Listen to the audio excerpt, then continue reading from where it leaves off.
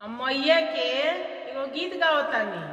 आप सबे सुने लोगिन, सुन के लाइक कमेंट सब्सक्राइब भी करे लोगिन, साथ में शेयर भी करे लोगिन।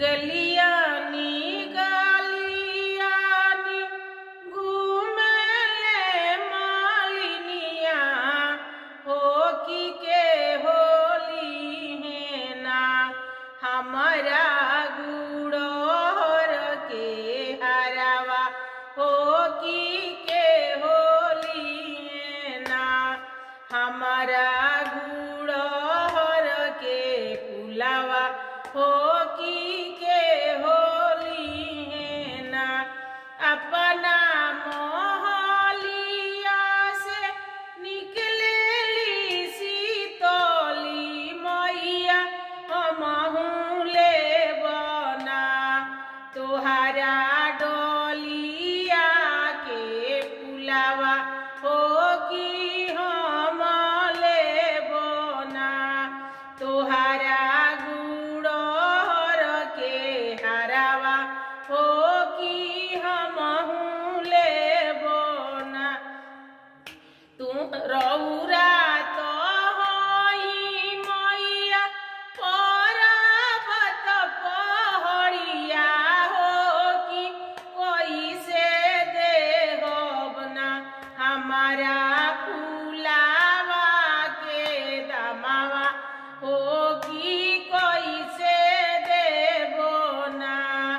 रौरा तो होई मैया पर्वत पहाड़िया, हो की कोई से देबो ना ए गुड़ोर के दमावा, हो की कोई से देबो ना।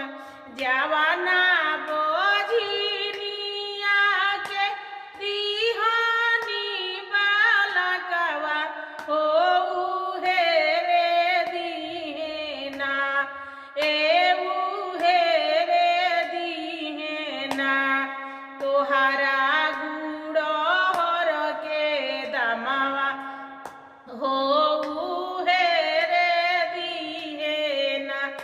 जवाना जे अनारा के दिहानी नायनवा, हो की उहे दीहेना तोहरा गाजला के दमावा, हो की उहे दीहेना।